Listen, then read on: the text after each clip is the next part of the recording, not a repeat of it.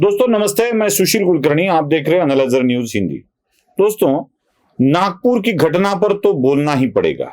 इसलिए बोलना पड़ेगा कि इसके कई पहलू है, कई सवाल है और इन सवालों के जवाब भी मिलना चाहिए। पहले एक मराठी अखबार में खबर आई है, जो मैं खबर आपको दिखा रहा हूं। एक बांग्लादेशी घुसपैठियों को देश से खदेड़ा जा रहा है और इसी को लेकर एक मुहिम भी भारतीय जनता पार्टी के पूर्व सांसद किरीट सोमैया ने खोल रखी है।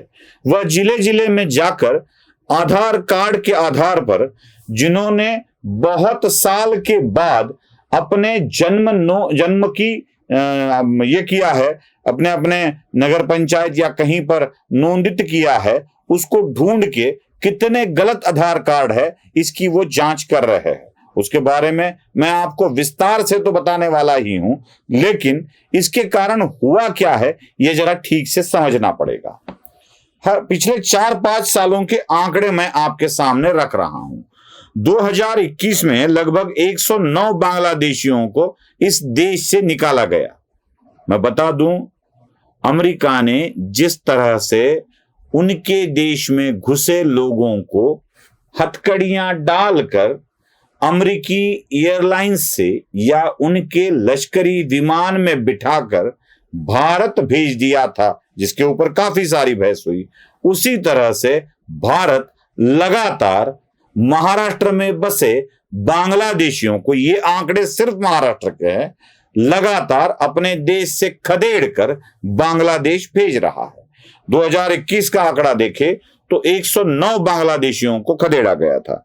2022 में लगभग 77 बांग्लादेशियों को खदेड़ा गया था। 2023 में 127 बांग्लादेशियों को महाराष्ट्र से निकाल दिया था।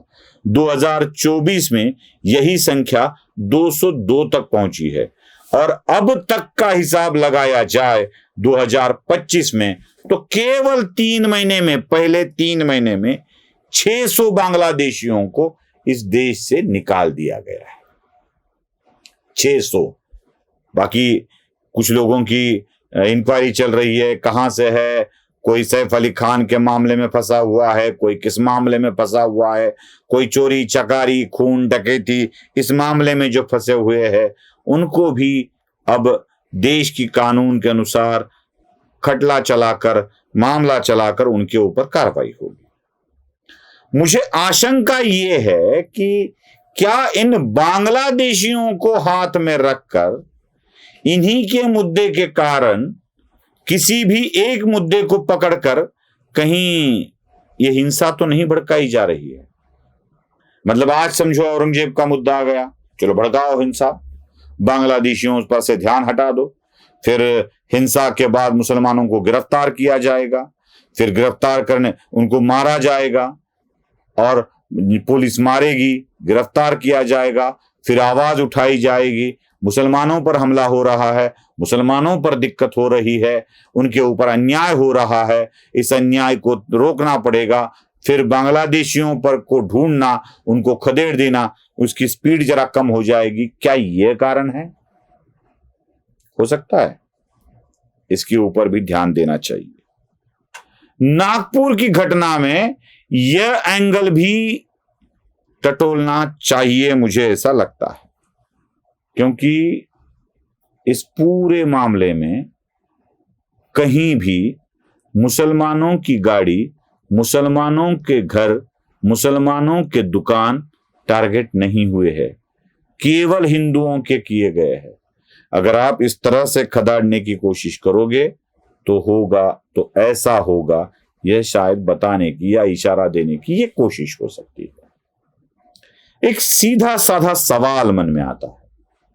महाराष्ट्र के मुख्यमंत्री देवेंद्र फडणवीस ने सभागृह में बताया, विधानसभा में बताया कि यह पूर्व नियोजित था, बल्कि एक ट्रॉली भर के पत्थर नागपुर जैसे बड़े शहर में पाए गए। एक तो शहरों में गांव जैसे पत्थर यूं ही रास्ते पर नहीं मिलते हैं।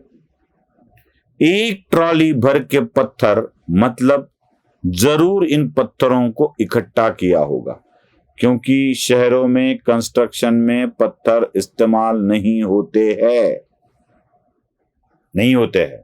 हाँ, गांव में अगर कहीं नींव रखनी हो, नींव बनानी हो तो पत्थर इस्तेमाल करते हैं क्योंकि पत्थर होते हैं। शहरों में ऐसे पत्थर नहीं होते। एक ट्रॉली भर के पत्थर क्या मंगाए गए थे, क्या लाकर रखे गए थे, और यह पत्थर इस्तेमाल किए गए इसी तरह के हिंसा में। एक ट्रॉली पत्थर आए कहां से? याद रखिए, यह हमला घरों पर, दुकानों पर, गाड़ियों पर, मतलब गाड़ियों की संख्या 10-12 होंगी, 10-12 दुकान जलाए गए होंगे, 10-12 घरों पर हमला किया होगा। मैं ये हमला आम जनता पर नहीं मानता हूं, क्योंकि एक डीवाईएसपी निकेतन कदम पर कुल्हाड़ी से हमला किया गया। हम अगर वीडियो देखते हैं, मैं दिखा नहीं पाऊंगा क्योंकि फिर वही कम्युनिटी गाइडलाइन वाला मुद्दा आता है। पुलिस पर पथराव हुआ, पुलिस को मारा गया, बहुत बुरी तरह से मारा गया। यह हमला हिंदुओं पर नहीं था, यह हमला व्यवस्था पर था, पुलिस पर था।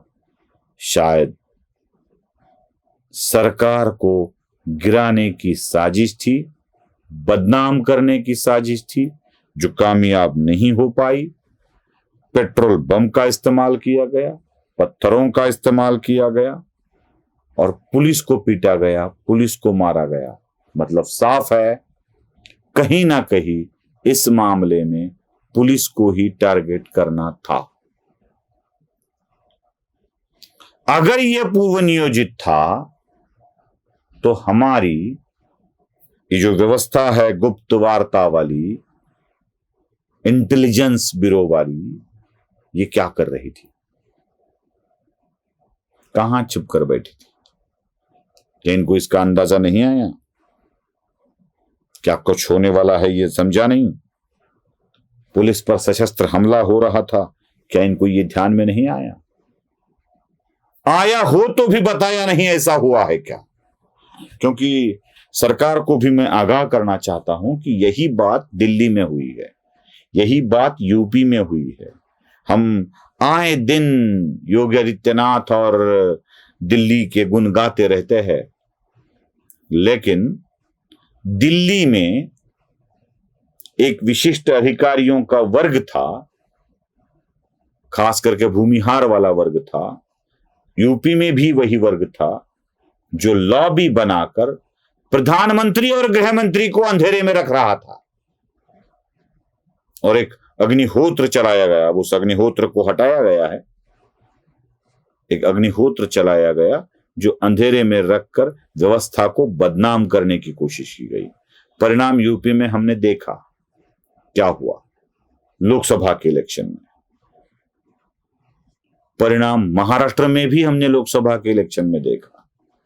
क्या कोई ऐसी लॉबी है जो इन घटनाओं को छिपा कर रखना चाहती है? पता चले तो भी। इंटेलिजेंस तो इतना बुरा नहीं हो सकता देश का कि पता ही नहीं चला क्या हो रहा है।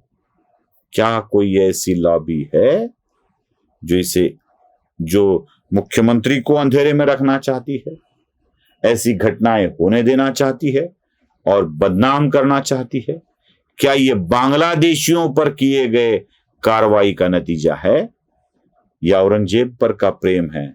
जरा इसके बारे में भी सोचना आवश्यक है। नमस्ते।